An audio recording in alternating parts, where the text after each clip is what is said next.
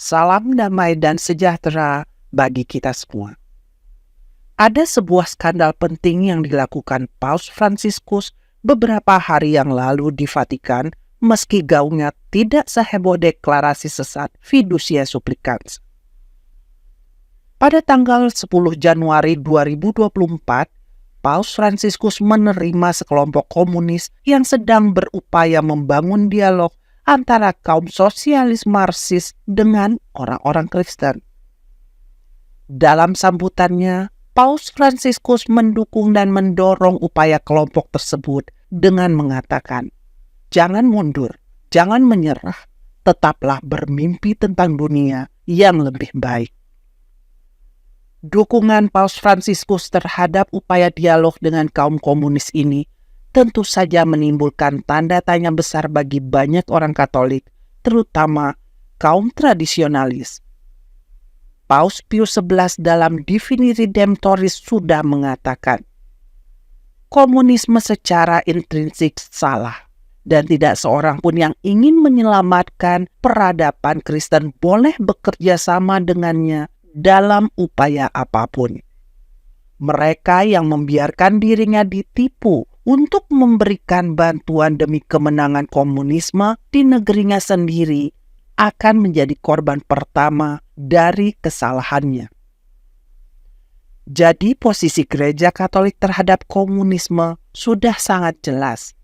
Tidak ada kerjasama dan dialog dengan komunisme. Secara implisit ini tentu menunjukkan bahwa paham komunisme bertentangan dan tidak dapat diperdamaikan dengan ajaran Gereja Katolik. Mengapa demikian? Untuk memahaminya kita perlu tahu dulu gagasan pemikiran Marxisme yang menjadi ibu kandung dari komunisme. Marxisme melihat segala persoalan di dunia ini berakar pada pertentangan antar kelas, yaitu antara kaum penindas dan kaum tertindas. Maka Marxisme mengusulkan perlunya perjuangan dari kaum tertindas sedemikian rupa sehingga tercipta masyarakat tanpa kelas yang bebas dari segala bentuk penindasan. Jadi gagasan kaum Marxis di mana-mana selalu sama, memperjuangkan kaum tertindas. Bagi kaum Marxis, apapun yang diperlukan bagi perjuangan kaum tertindas selalu dapat dibenarkan. Tapi justru disinilah letak bahaya Marxisme yang paling dasar. Bagi Marxisme, kebenaran tidak lagi berasal dari Tuhan, namun dari perjuangan kaum tertindas. Akibatnya Marxisme menolak atau menyangkal kebenaran yang berasal dari Tuhan dan membangun kebenaran manusiawinya sendiri berdasarkan nilai-nilai perjuangan Marxisme. Tuhan sudah mengingatkan kita untuk menolak paham semacam itu. Juga janganlah memihak kepada orang miskin dalam perkaranya. Keluaran bab 23 ayat 3.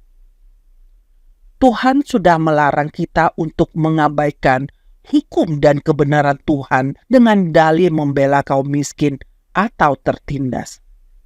Jadi ajaran iman Kristen sudah pasti bertentangan dengan gagasan perjuangan antar kelas yang diusulkan oleh Marxisme. Contoh aktual dari gagasan Marxis ini bisa dilihat pada gerakan-gerakan kaum kiri, gerakan pejuang keadilan sosial atau social justice warrior, gerakan anti-supremasi kulit putih di Amerika Serikat, bahkan gerakan dukungan bagi kemerdekaan Palestina yang menjadi tren di mana-mana. Mereka semua mendasarkan gerakannya pada perjuangan kaum tertindas melawan kaum penindas. Bagi mereka, apapun yang dilakukan dalam perjuangan kaum tertindas harus mendapatkan pembenaran, termasuk jika hal itu melanggar hukum sekalipun.